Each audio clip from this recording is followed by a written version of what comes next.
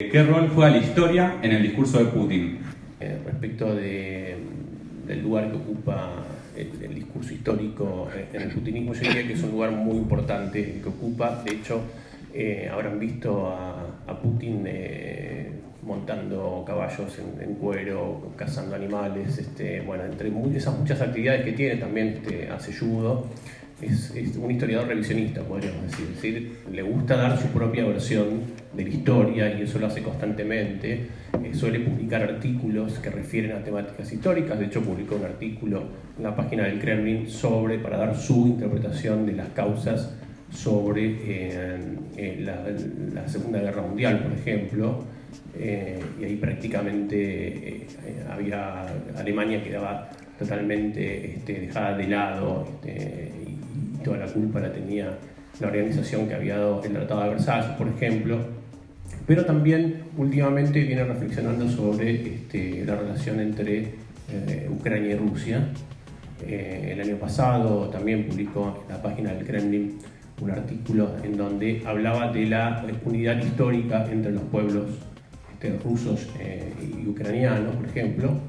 Y el año pasado, también a fin de año, en una conferencia de prensa que suele dar anualmente a todos los periodistas, dijo algo que después retomó este año, el 24 de febrero, cuando anunció la invasión de Rusia a Ucrania, que es que Ucrania había sido un error, o mejor dicho, sí, Ucrania fue un error, y fue un error producto del invento de Lenin y de los bolcheviques. Es decir, que lo que estaba justificando ahí la invasión en gran parte era un acontecimiento histórico. ¿Y por qué particularmente Lenin y los bolcheviques?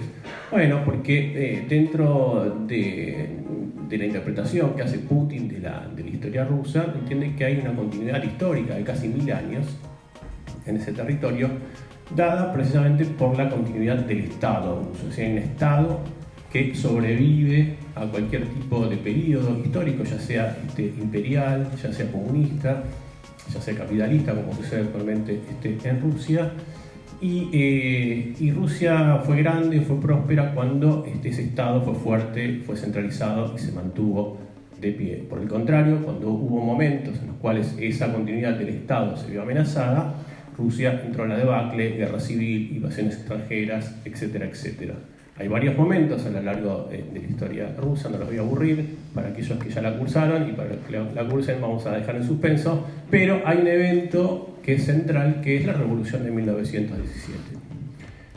En parte porque 1917, o la Revolución Rusa, supone ampliación de derechos y ampliación de libertades, algo que en el discurso actual del putinismo no cabe, más bien todo lo contrario, pero también porque supuso un principio de autodeterminación de los pueblos, entre ellos el ucraniano, lo cual significó que un pueblo como el ucraniano pudiera tener o pudiera pensarse como una nación autónoma. De modo que esto que era visto como un avance también en términos de derechos es interpretado por Putin particularmente como un problema, como un error que hay que evitar y que hay que en todo caso reparar. Por eso también en la justificación de esa invasión está esta cuestión histórica, ¿no?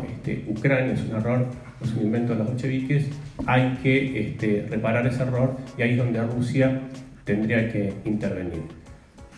De modo que yo diría que el discurso histórico es muy importante, se pone de manifiesto también en distintos artefactos que se ven o se vienen viendo en Rusia desde hace por lo menos una década, en monumentos, en series de televisión, en películas financiadas por el Ministerio de Cultura. Ahí particularmente hubo una acción o una política deliberada por parte del que fue hasta hace pocos años el ministro de Cultura de la Federación Rusa, Vladimir Medinsky, que se la pasó construyendo monumentos de personajes históricos relevantes dentro de la historia rusa, bastante en particular la elección, porque está el príncipe Vladimir, que fue quien convirtió ese territorio al cristianismo. Está Pedro el Grande, obviamente, pero también está personajes como Mikhail Kalashnikov, que para quien no lo conoce es el inventor del rifle más vendido en el mundo. En todo caso, todos estos eventos o todos estos monumentos apuntan a rescatar